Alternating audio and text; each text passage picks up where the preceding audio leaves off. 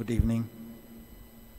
May the Holy Spirit enlighten our hearts so that we will really know. We will deepen our understanding of who the child who was born in Bethlehem is. In the Gospel today, chapter 1, John 19 to 28. They asked John the Baptist, "Who are you?" And he said, "I am not the Christ. I am not Elijah. I am not the prophet. I am only the voice of one crying out in the desert, make straight the way of the Lord. And when the Lord comes, he will baptize you with water and the Spirit. And he is so great, I am not worthy to untie his sandal strap." So sino itong batang ito? Nasabi na ni Jesus, John the Baptist, walang hihigit pa sa pinanganak sa babae, sa kaniyang kadakilaan. Si John the Baptist mismo nagsasabing, hindi ako karapat-dapat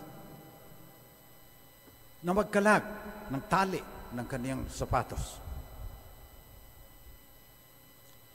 Jesus, John was asked, "Who are you?" But Jesus is the one who asked, "Who do people say that I am?"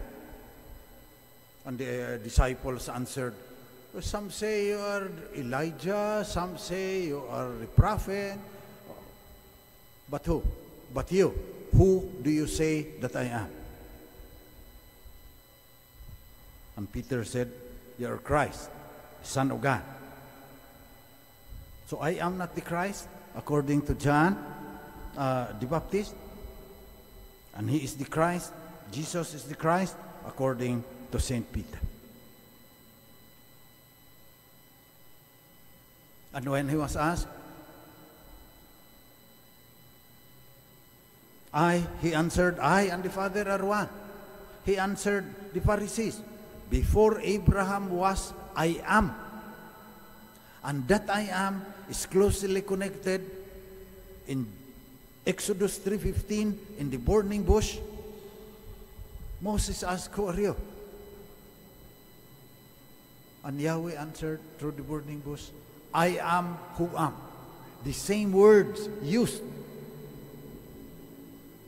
Before Abraham was, I am. So in John, if we delve deeper, the Christ, Son of God, has three functions. The first is creative function.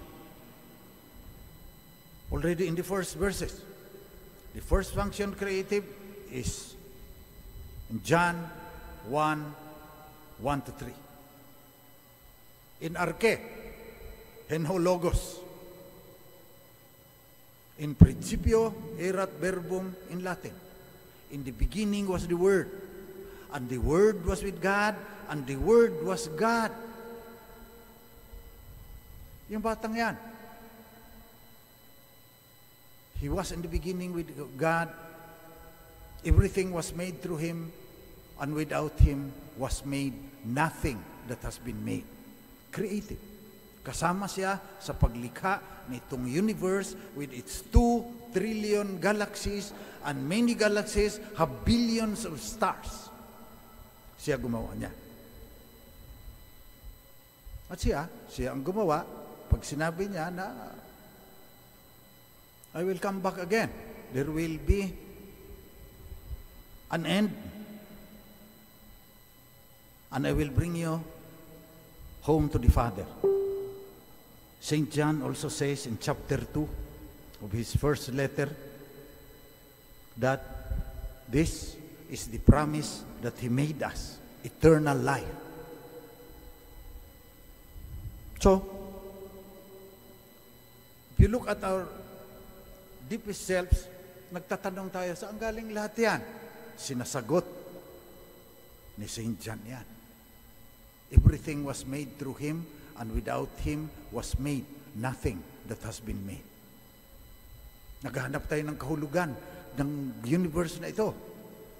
We have the intolerable, we experience the intolerable emptiness all there is are human beings. There's no God, and then we will be swallowed up by eternal darkness.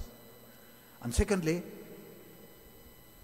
the promise of eternal life by the Word who became flesh, John 1:14, also answers our deepest longing, our unbearable longing for joy that will never end.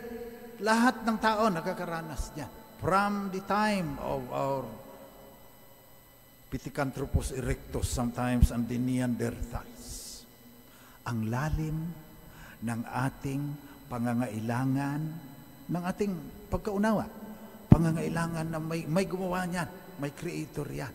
At ang lalim din ng ating paghahangad, adhika, pithaya, mithi, lunggati ng bawat puso. Mabubuhay na walang hanggan. Sinasagot yan ng divine word. So number 1 is creative. Number 2 is revelation.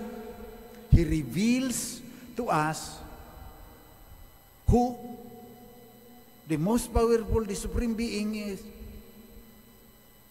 who created the 2 trillion galaxies. Sino ang gumawa niyan? Sabihin niya yung aking ama. Kung ano ako, ganun din yung ama.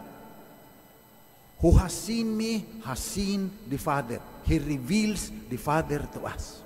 So if we really know Him, not only with our mind, but with our heart and with our whole being, we will know who God is. Creative function, revelatory function. He reveals to us who God is. And the third, yan alam natin lahat, redemptive function. What did He do for us? He created us. He revealed the Father to us. And the third, He saved us. Redemptive function ng batang yan.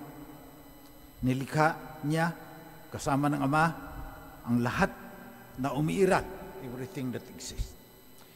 Pinahayag niya sa pamamagitan ng kanyang pagkasiya, just by being born. If He is the Son of the Father, just by being born, we would know that God is love. He reveals who God is. And the third, saves us from our sins. Hindi na niya kailangan mamatay sa krus eh. Siguro para sa ating imagination. But just by being born, just by being one of us, He saves us already because He proved that God loves us. And it is love that saves. Kung tao lang yan, kahit araw-araw pa ipako sa krus, babaha yung dugo niya doon sa Kalbaryo, could not save us because He is not one with the Father. And if He is not one with the Father, He could not prove that the Father loves us. And what is that proof? Anong kabayaran? Pinanganak siya sa Bethlehem. Ang tindi ng ating pananampalataya. Ang babaw rin ng ating pagkaunawa kung sino yung batang yan. Magaling lang tayo kakanta ng parampapampam at saka Holy Night of Bethlehem. We seldom make the effort to really know with our whole being who that child is that was born in the manger.